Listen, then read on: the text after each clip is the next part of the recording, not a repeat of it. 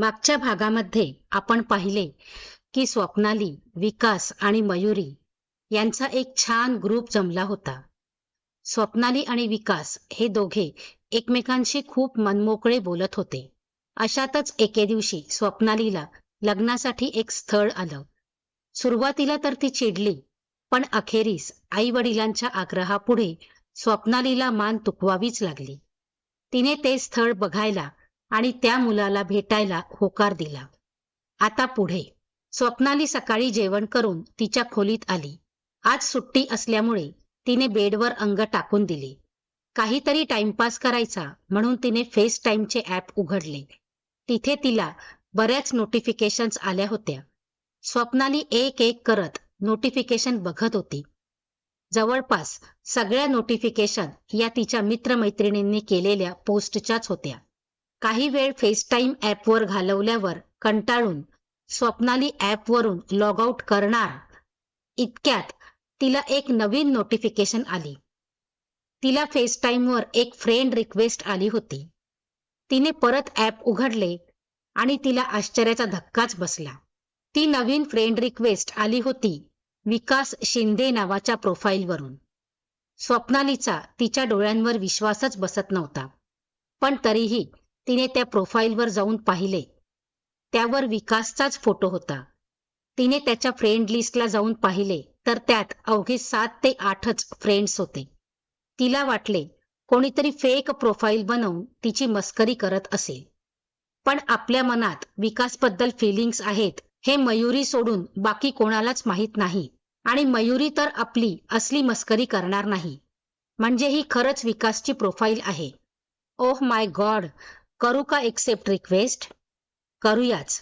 कदाचित विकासला त्याचा अलिप्तपणा आणि एकलकोंडेपणा सोडून देऊन पुन्हा जुना हसमुख, मनमोकळा आणि आनंदी विकास परत आणायचा असेल तर?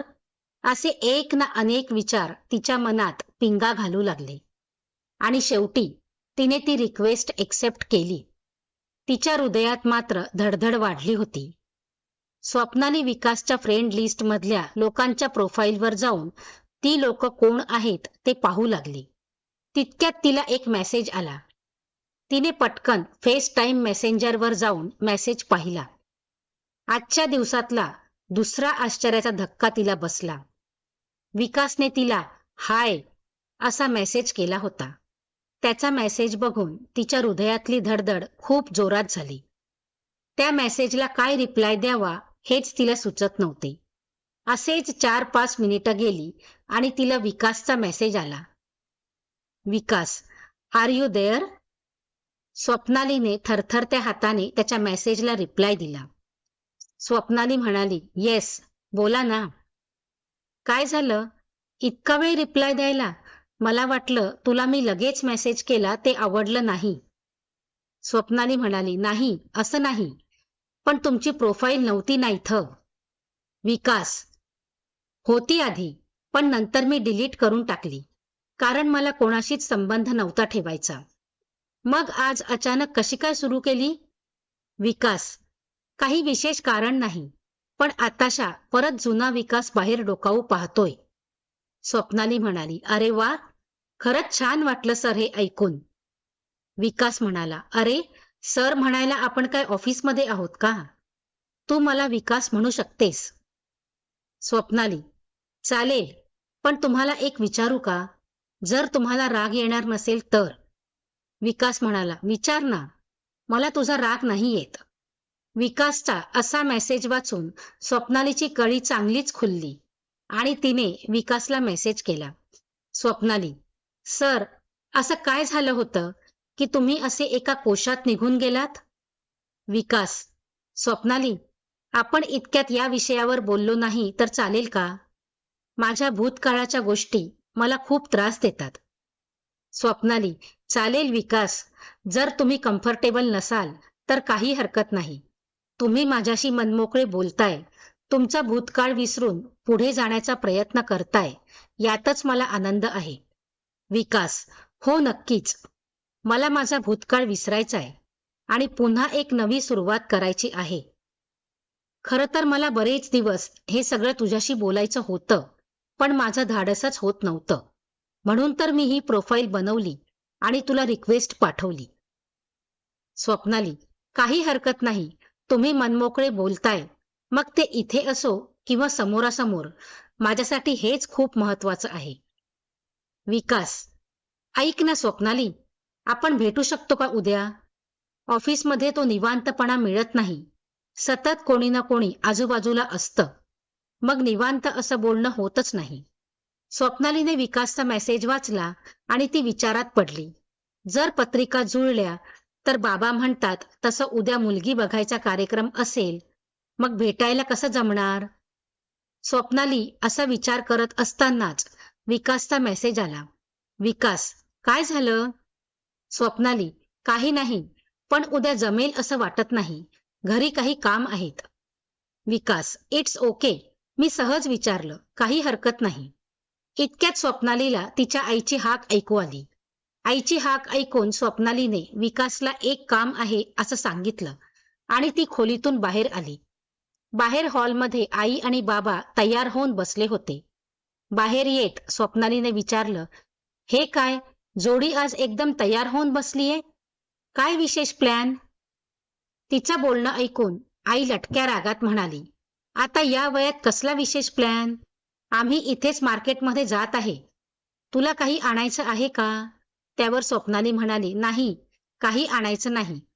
पण मार्केट बाहेरची भेळ नक्की घेऊन या. बरेच दिवस झालेत खाल्ली नाही. चालेल, पण आम्हाला वेळ लागेल परत यायला.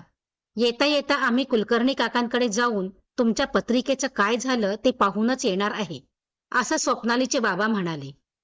पत्रिकेचा विषय निघताच स्वप्नालीचा मूड उतरला, पण चेहऱ्यावर काहीच न दाखवता तिने त्यांना चालेल असं म्हटलं.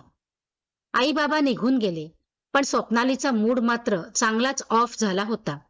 त्यावर मग ती बेडरूममध्ये जाऊन एक पुस्तक काढून वाचत पडली आणि पुस्तक वाचता वाचता कधी तिला गाढ झोप लागली हेच तिला समजलं नाही. दरवाजाच्या बेलने स्वप्नालीचे डोळे उघडले. तिने उठून दरवाजा उघडला तर दारात तिचे आई बाबा उभे होते. स्वप्नालीने घड्याळाकडे पाहिले तर संध्याकाळचे 5:30 वाजले होते. अरे बाप रे, मी बराच वेळ झोपली होती. आई बाबांना पाणी देत स्वप्नाली म्हणाली, मस्त मजा करून घ्या. परत लग्नानंतर कामच काम आहे. स्वप्नालीचे बाबा स्वप्नालीला चिडवत म्हणाले.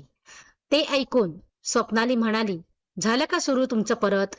मला खरं तर इतक्यात लग्नच करायचं नाही, पण माझं कशाला कोण ऐकतंय?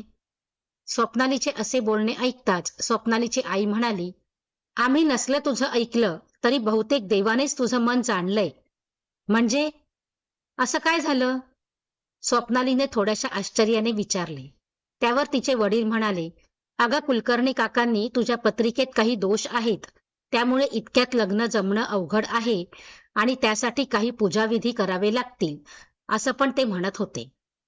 वडिलांचे हे बोलणे ऐकताच स्वप्नालीचा चेहरा एकदम उजळला आणि अगदी खुशीत तिने आईला फरमान सोडले, मातोश्री, ती आणलेली भेळ काढा. आज हम बहुत खुश है. तिचे हे बोलणे ऐकून स्वप्नालीचे बाबा देखील हसू लागले.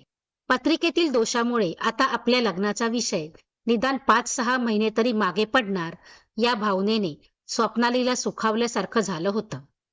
त्यामुळे आज स्वप्नाली काहीशी खुशीतच होती. त्या खुशीतच स्वप्नालीने आज सगळा स्वयंपाक केला आणि रात्रीचे जेवण करून ती तिच्या खोलीत आली.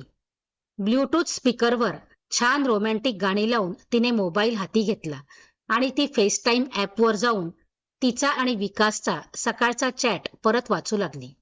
ते चॅट वाचताना तिला जाणवलं की विकासच्या मनात देखील आपल्याबद्दल भावना निर्माण झाल्या आहेत, पण त्याच्या भूतकाळात घडलेल्या घटनांनी त्याला अशी खोलवर जखम केली आहे की त्याचा मेंदू त्याच्या मनातल्या भावनांवर मात करून त्याला सगळ्यांपासून मागं खेचून एका सुरक्षित कोशाकडे ढकलू पाहतोय. या विचारांच्या तंद्रीतून बाहेर येत तिने परत तो चॅट वाचायला सुरुवात केली. तेव्हा तिच्या लक्षात आले की विकास आपल्याला भेटण्याबद्दल विचारत होता, पण स्थळ, लग्न, पत्रिका या सगळ्या गोंधळात आपण भेटणं टाळून दिलं होतं. पण आता काही हरकत नव्हती त्याला भेटायला. कदाचित आपण दोघेच निवांत कुठेतरी भेटलो तर विकासच्या भूतकाळातल्या गोष्टींविषयी आपण त्याच्याशी बोलू शकू आणि कदाचित त्या जखमांवर आपण फुंकर घालून विकासला पुन्हा नव्याने जगायला लावू शकू. या विचारात असतानाच तिला फेस टाईमवर विकासचा मेसेज आला. विकास: हाय स्वप्नाली, जेवलीस का? स्वप्नाली: हो जेवली ना. तुम्ही जेवला का? हो जेवण केलं आणि फेसटाईम ॲप उघडलं तर नेमकी तू ऑनलाईन दिसलीस. मग म्हटलं चला थोडं बोलूया आणि मग झोपूया. स्वप्नाली: इतक्या लवकर झोपता तुम्ही? विकास: हो, सकाळी लवकर उठावं लागतं. बरीच कामं असतात ना ऑफिसला यायच्या आधी. स्वप्नाली: पण उद्या तर सुट्टी आहे. विकास: हो सुट्टी तर आहे, पण काय आहे ना आता रोजची सवय झाली ना. स्वप्नाली: मग उद्या काय करताय तुम्ही? विकास: काही विशेष नाही. का ग? स्वप्नाली: आपण भेटू शकतो का मग उद्या? विकास: हो भेटू शकतो ना. पण सकाळी तर तू म्हणत होती घरी काम आहे म्हणून. स्वप्नाली: हा ते होय, ते कॅन्सल झालं. म्हणून तर मग म्हटलं चला तुम्हाला भेटू आणि निवांत गप्पा मारू. माझ्याबद्दल तर तुम्हाला बरीच माहिती आहे, पण तुमच्याबद्दल मला तेवढं काहीच माहित नाही. विकास: माझ्याबद्दल काय माहिती पाहिजे तुला? स्वप्नाली: तशी तर सगळंच जाणून घ्यायला आवडेल मला तुमच्याबद्दल. तुमच्या आवडीनिवडी, सवयी आणि. विकास: आणि काय?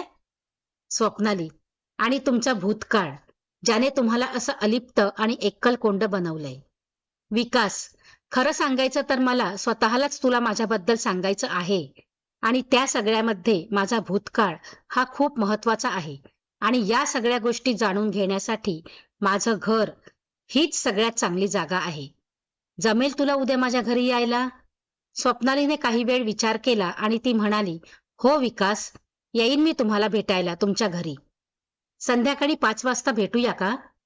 त्यावर विकासने तिला होकार दिला आणि तो स्वप्नालीला गुड नाईट बोलून झोपायला निघून गेला.